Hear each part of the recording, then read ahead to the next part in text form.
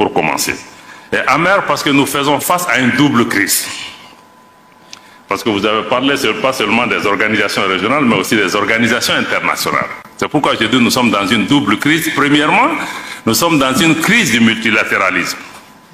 Parce que nos organisations internationales, les Nations Unies et toutes les organisations qui sont affiliées, le Conseil de sécurité, sont aujourd'hui incapables de résoudre les problèmes. Le Conseil de sécurité est bloqué aujourd'hui. Même pour faire un communiqué sur l'attaque du bateau Tombouctou au Mali, qui a fait près d'une 60aine de morts, le Conseil de sécurité a été incapable de trouver un consensus pour faire un communiqué. Vous vous imaginez pas que c'est sur la question de la Palestine qu'il va pouvoir trouver. Donc nous sommes dans une crise du multilatéralisme. Et ce multilatéralisme n'a pas permis de répondre aux défis, par exemple, du Mali, où nous sommes face au terrorisme. On nous propose une opération de maintien de la paix dans une zone où il n'y a pas de paix à maintenir. Pendant 10 ans, on a entretenu la menace. Mais elle n'était pas adaptée. Au Sahel, c'est pareil. La situation en Ukraine, la situation en Palestine, comme je l'ai indiqué, dans tous ces cas, comme Chergui l'a indiqué, nous sommes dans une crise de la gouvernance mondiale qu'il faut revoir pour qu'elle soit plus représentative, plus démocratique, plus juste, plus équitable. Parce qu'on ne peut pas aujourd'hui demander au pays d'avoir la démocratie en interne et que les relations internationales ne soient pas elles-mêmes démocratiques et qu'un groupe réduit, un club de pays puisse diriger le monde en laissant la majorité des forces économiques, sociales, politiques qui ont émergé aujourd'hui. La situation géopolitique mondiale s'est totalement transformée, mais cette réalité n'est pas reflétée. C'est pourquoi le système multilatéral aujourd'hui, qui nous accuse, nous, régime en transition, de ne pas être légitime, mais ce système même n'est pas légitime, parce qu'il ne reflète pas la réalité géopolitique mondiale. Donc nous sommes dans cette crise, mais par rapport à ça aussi, je voudrais avoir un son un peu différent. Parce que beaucoup disent, oui, il faut que l'Afrique soit au Conseil de sécurité, il faut que l'Afrique soit mieux représentée. Ce qui est vrai. Ce qui est vrai, nous constituons 55 pays. Mais moi, je veux mettre l'accent sur le fait que l'Afrique ne doit pas être là en nombre, mais en qualité, en substance. Parce que si nous avons une Afrique qui vient pour être traînée par d'autres puissances, être une chair à canon qui est répartie entre les puissances, non. Si l'Afrique vient, quelle est sa valeur? Quelle voie différente elle apporte? Parce que nous, dans le cas du Mali, on a vu beaucoup de pays africains au Conseil de sécurité ne nous soutiennent pas. Ils n'apportent même pas une approche différente. Ils votent avec nos ennemis, souvent. Donc je pense que s'il y a une Afrique qui doit avoir la place, il faut que ça soit vraiment une voie différente, mais aussi une voie de plus. Si l'Afrique n'apporte pas son identité dans la gestion des affaires mondiales, je pense que ça ne sert à rien d'être content que l'Afrique est autour de la table, mais elle est autour de la table pour faire quoi?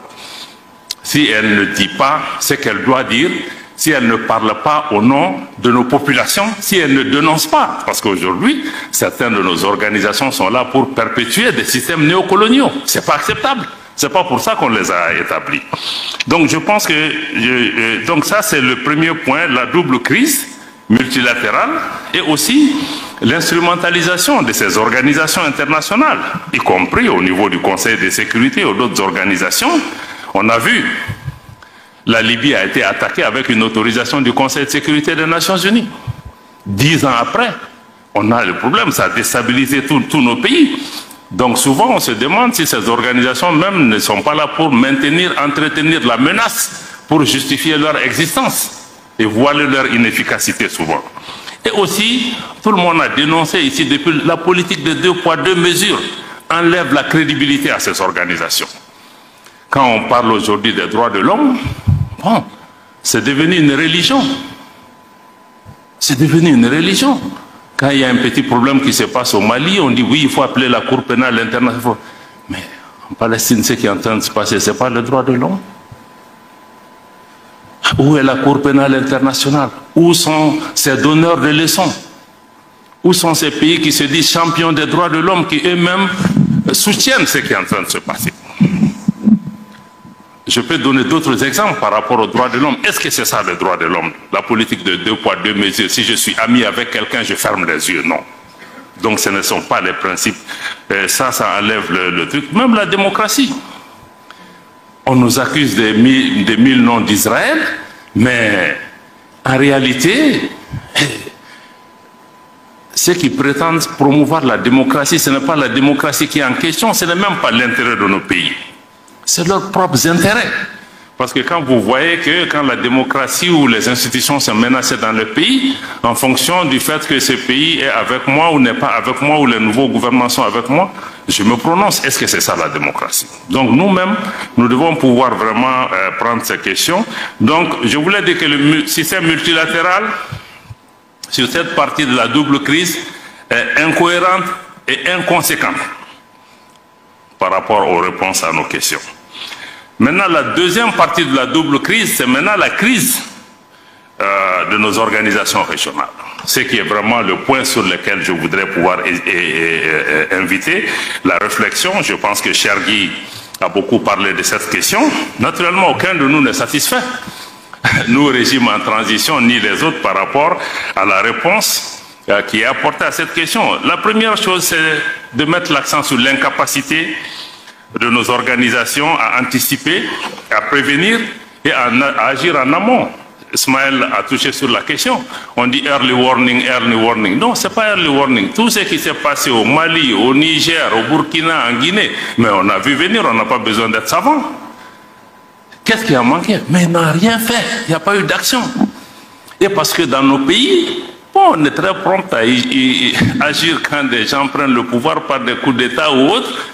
Mais qu'est-ce qu'on fait des présidents qui sont assis et qui posent des actes qui créent la tension dans leur pays, qui manipulent les constitutions, qui manipulent les organes judiciaires, qui créent l'instabilité dans leur pays, qui empêchent aux gens d'être candidats à des élections, etc.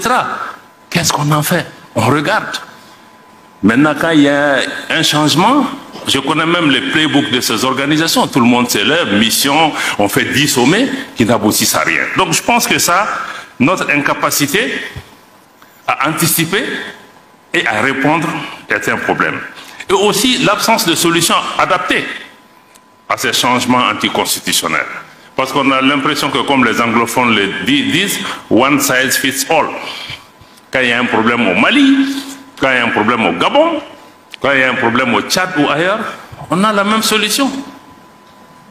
On a le même remède pour toutes les solutions. Est-ce qu'on peut être un peu plus créatif, que ce forum nous aide aussi à avoir du recul, à se dire que oui, chaque situation est peut-être différente. Les pays, le Mali, le Niger, le Burkina font face à une situation sécuritaire extrêmement compliquée, extrêmement difficile, et où des pays ont perdu 40 à 50% de leur territoire face à l'insécurité.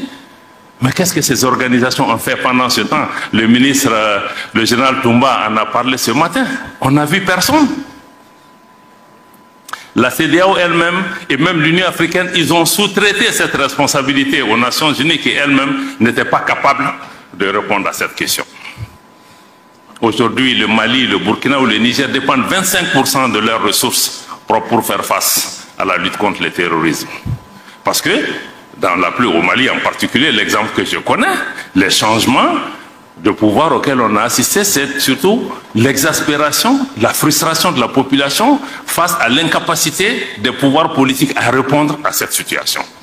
Donc si la CEDEAO et les autres organisations veulent aider, ils doivent d'abord fixer ce problème. On ne peut pas venir dire aux gens seulement organiser des élections ABCD. Même pour les élections, pour qu'elles soient inclusives, il faut que l'État soit présent sur l'ensemble de son territoire. Donc je pense que ça, il faut vraiment des solutions adaptées à chaque situation. Il faut aussi comprendre que la peur ne peut pas constituer une politique. Je sais que dans beaucoup de pays, les gens ont peur, qu'il y a contagion des coups d'État. Est-ce que cette peur a empêché que les choses se passent? Donc au-delà de la peur, moi je crois qu'il faut qu'on soit pragmatique. Comme le cas du Niger, on l'a indiqué. Ce qui s'est passé, il ne faut pas être devin, mais il faut engager les gens, il faut parler avec les gens pour trouver des solutions. Donc je pense qu'il faut vraiment ce pragmatisme-là qui est nécessaire.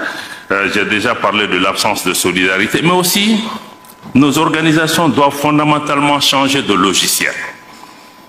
Il faut comprendre des pays comme le Mali, nous avons souscrit à toutes ces organisations. Nous savons que dans ces organisations, quand il y a coup d'État, il y a changement anticonstitutionnel, les règles s'appliquent. Et les règles qui sont là c'est la suspension des instances de ces organisations, conférence des chefs d'État, conseil des ministres, etc. Mais ce n'est pas l'ostracisme et l'exclusion.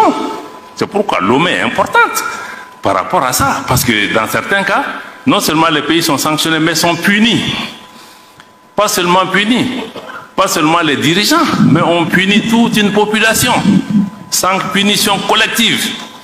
Parce qu'on cherche le président, on cherche telle ou telle chose. Est-ce que le peuple nigérien mérite qu'on lui coupe l'électricité, l'eau, la nourriture, les médicaments?